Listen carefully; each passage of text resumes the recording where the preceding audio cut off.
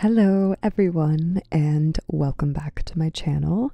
This is part 2 of the video where I explore what I think are some of the best exhibits on view currently in Chelsea, New York. I have part 1 linked in the description box below and above.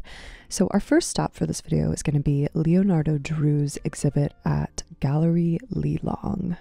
And honestly, I am still thinking about his last solo exhibit here, which was back in 2019. It was absolutely spectacular. So Drew is an American artist collected by the likes of Serena Williams, and he's known for creating these dynamic installations created from found materials like plywood that truly encapsulate the quote movement and cycle of destruction and construction. So Drew does this by repurposing materials from each of his exhibits, adopting them to each new space. So for example, the materials that you see here were first used in an exhibit that was first in the space in 2019, the one I just referenced earlier, and then they were repurposed for installations at the 2022 edition of Art Basel Unlimited and a 2023 solo exhibition at the Yorkshire Sculpture Park. So I love the idea that these materials have been on a journey, visiting each of these significant art destinations, and I feel like that almost gives them a bit of a soul if you believe in things like that.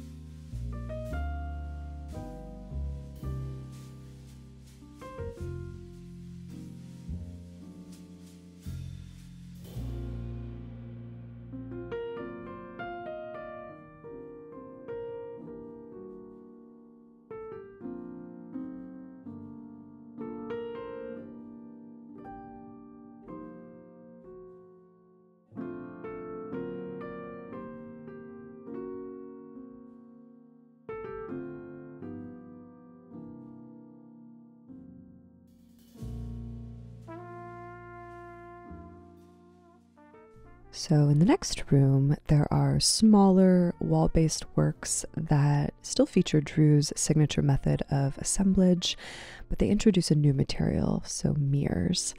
And this, in combination with the slate, almost feels like an excavation of some sort.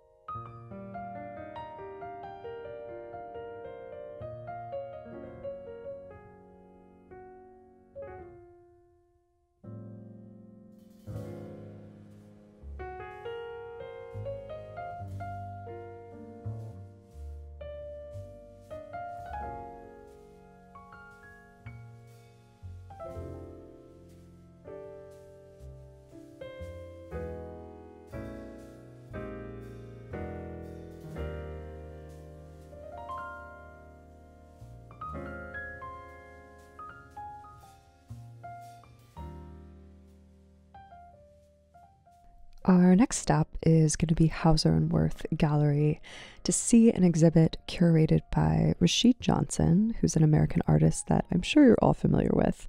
I would say he's best known for his Anxious Men series, and this is an exhibit that takes place across 2 floors of the gallery. So the 5th floor gallery space features works exclusively by the late American master Leon Golub, and we'll see the 2nd floor space in a second.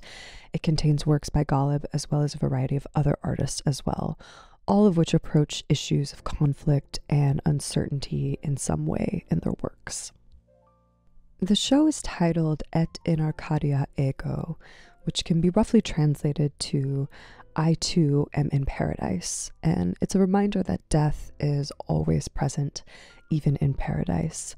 So all of the works on this floor were created by Leon Golub between the 1950s to the late 1990s, and they depict the, quote, uses and abuses of power. So Rasheed Johnson was first exposed to Golub's work at the Chicago Art Institute while getting his MFA from the School of Art Institute of Chicago 55 years after Golub attended the same school. So Golub's works address a variety of horrific events within history, such as the Holocaust, the atomic bomb, the Vietnam War, and American interventions in South Africa and Central America in the 1980s, just to name a few. When talking about Golub's work, Rasheed Johnson says, quote, "In looking back at the physiological condition of post-war sensibility, I think as a contemporary African-American artist, there are critical and philosophical parallels. I'm interestingly positioned to talk about the potentially transgressive and polarizing dynamic of experiencing a sense of tragedy while figuring out how to illustrate and navigate it." Downstairs is the second part of the exhibit, and it contains works by Golub as well as Rasheed, Philip Guston, David Hammonds, Sharon Lockhart, Robert Longo, and so many others. And as I mentioned before, each artist and work that Rasheed chose, he chose because they specifically depict, quote, uses and abuses of power.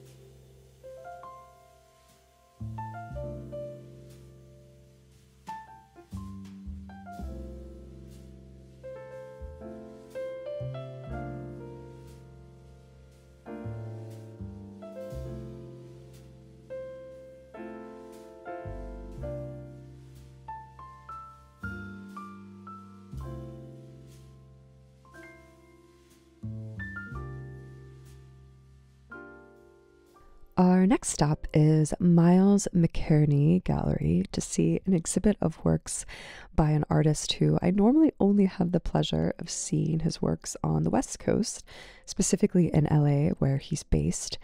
And if you're not familiar with Patrick Wilson's work, he's known for creating these meticulously executed acrylic paint on canvas works. And if you had to associate his works with a particular movement, I think he aligns most with the hard edge abstraction movement. So think Ellsworth Kelly, Frank Stella, and Kenneth Nolan. But you could also say his works are adjacent to the color field or California light and space movements as well.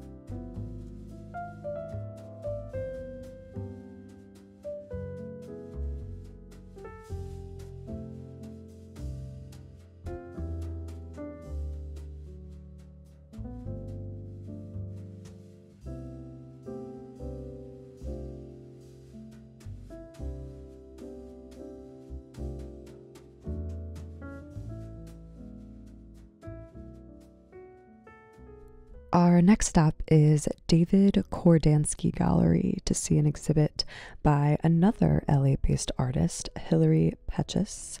So Pecis is known for creating works that capture domestic life in a flat style that is highly vibrant with color and patterns. And she creates these works by compiling a series of images and then jumps directly into painting on the canvas without really creating any studies or preliminary sketches. She also mixes each color in the moment.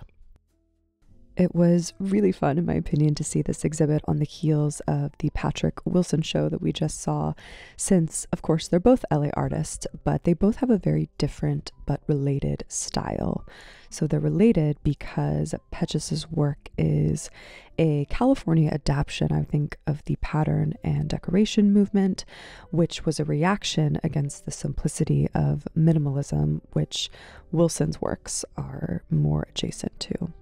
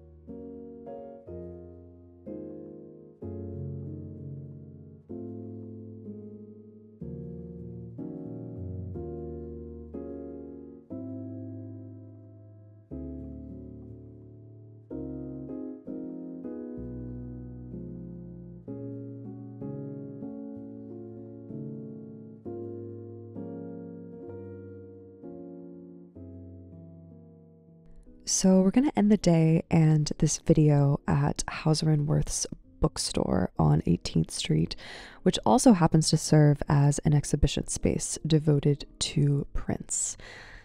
It's always great to end a video like this with an absolute legend. This is an exhibit titled Room, Sea, and Sky, and it features a series of prints by Philip Guston, created from the late 1970s and 1980.